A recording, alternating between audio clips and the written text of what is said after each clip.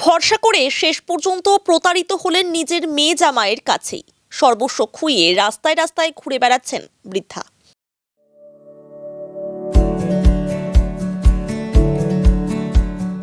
Pampered, not just a hospital, but a mother. প্রধাননগরের বাসিন্দা জয়ন্তী ভৌমিক। তার অভিযোগ, মেয়ে ও জামাই তাকে প্রতারিত করে জমি বিক্রি করেছেন। সর্বস্ব খুইয়ে কখনো মন্দিরে আবার কখনো ফুটপাতে রাত কাটিয়েছেন তিনি।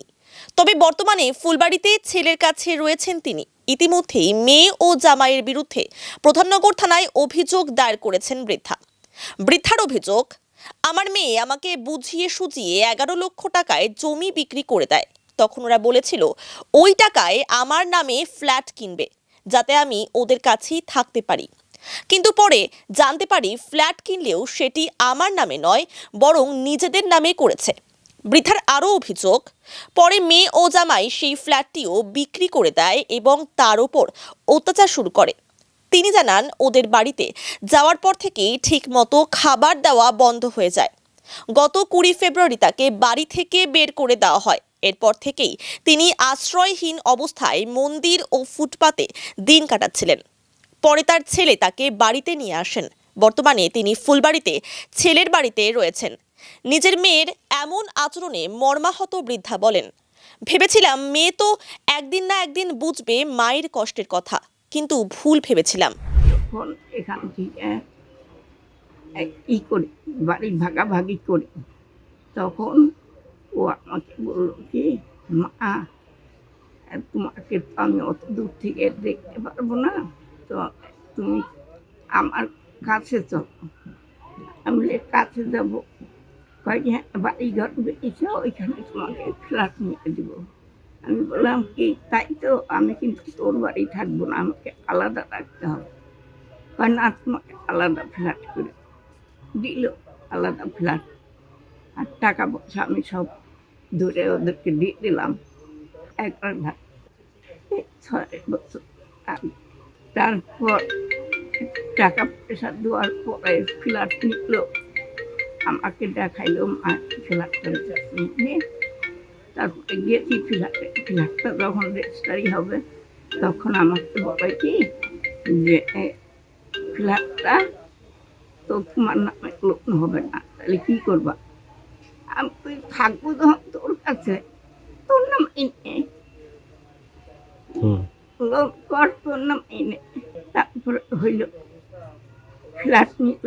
এই 6 বছরের মাথায় ফ্ল্যাটটা বেঁচে ও ভাড়া বাড়ি নিয়ে আসলাম। আমাকে ওর নিচে, ও এখানে থাকে, ওর নিচে নিয়ে আসলো। তারপরে আসার পরে হঠাৎ একদিন বলে কি যে ছেলেকে ত্যায্য করতে হবে, ছেলের সঙ্গে কোনো সম্পর্ক রাখা যাবে না। মেয়ে হচ্ছে মণি কর্মকার।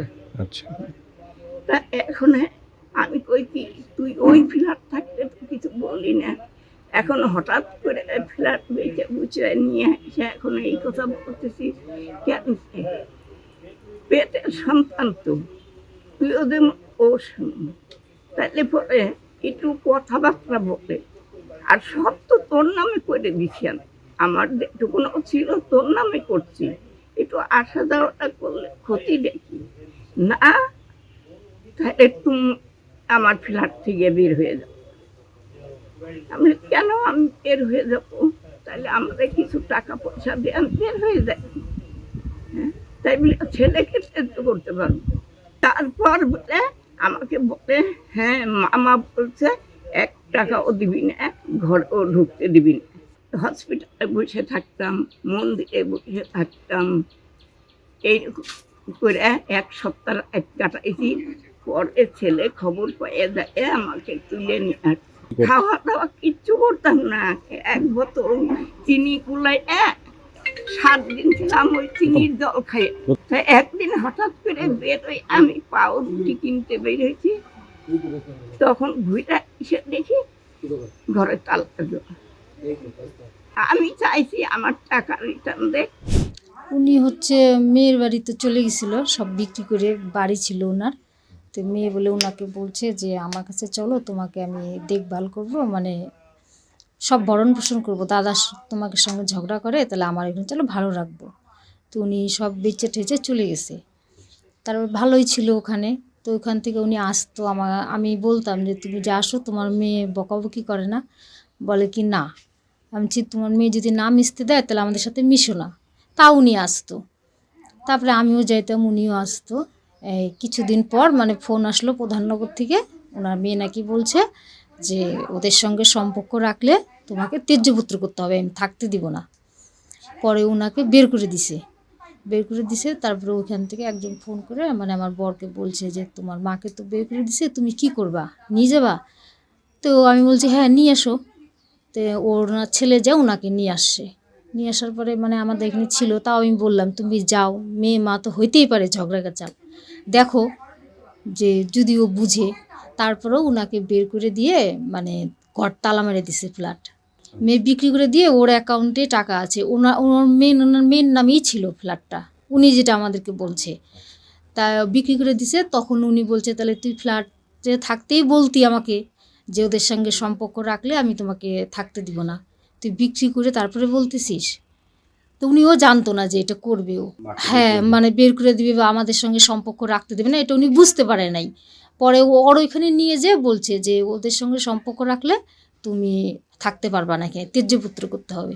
তো উনি বলছে কি এটা কোনোদিন হয় নাকি ছেলেকে ত্যায্যপুত্র করব। তো উনি বের হয়ে আসছে আর ও তালা মেরে দিছে, উনি ঘুরে যায় দেখে ফ্ল্যাট তালা মেরে দিছে। মাস দেড়েক আগে আসলো যে আমাকে আমার মেয়ে বাড়ি থেকে বের করে দিয়েছে। যেমনি বলে যে আমি অসুস্থ হয়ে পড়েছি, আমাকে দিয়ে প্রচুর খাটাইতো, ওখানে পেন গেস্ট বাড়িতে রাখতো, ওগুলো সমস্ত দেখভাল আমি করতাম, কিন্তু টাকা পয়সা আমাকে দিত না। বরঞ্চ যে বলছিল ফ্ল্যাট কিনে দিবে, বলছে 11 লাখ টাকা প্ল্যান হবে না, 18 লাখ টাকা দাম আছে, তাহলে তো লোন করতে হবে, তোমার নামে যেহেতু লোন হবে না আমাদের নামে করে দিচ্ছি। তো মা বলছে ঠিক আছে, যেহেতু আমি ওখান থেকে চলে আসছি এখানেই জীবনটা কাটাবো, লাইফটা ঠিকই আছে, কর, অসুবিধা নেই, বিশ্বাস করেছে। এই মতো অবস্থা, উনি আসার 2-4 দিন পরে ওনার মেয়ে এবং মেয়ের জামাই আমার কাছে আসলো, বললো যে এই ব্যাপার, আমি তো ওই ওনার ট্রিটমেন্ট করে টাকা পয়সা শেষ করে দিয়েছি, এখন দিব কোথার থেকে।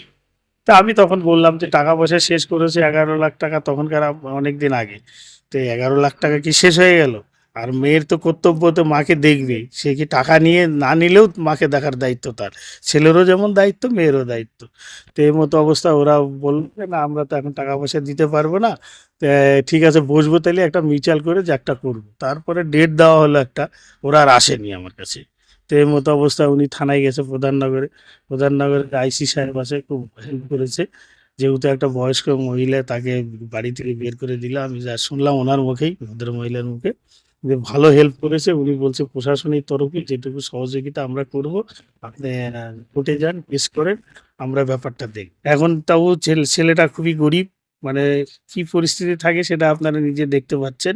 বাড়িতে ঢোকার একটা রাস্তা নেই, ঘরটার ভাঙা। তবু মাকে, যেহেতু মা ছেলের কর্তব্য সে পালন করছে, এখন ওনার ওখানে ছেলের কাছে আছে। এটা দেখেও আমাদের একটা সাধুবাদ দেওয়া দরকার এই ছেলেটাকে, যে একটা গরিব লোক এইভাবে কাজ করে খাচ্ছে। আজকাল শিক্ষিত বানিয়ে যদি মেয়েরা বা ছেলেরা এই ধরনের কাজ করে, তো এইটা সমাজে খুবই খারাপ বার্তা যায়। আমরা চাই এর প্রতিকার হোক, যেন ওই ন্যায্য বিচার পায়। অন্যদিকে এই বিষয়ে অভিযুক্ত মেয়ে মণি কর্মকারের সঙ্গে ফোনে যোগাযোগ করা হলে তার কোনো প্রতিক্রিয়া পাওয়া যায়নি।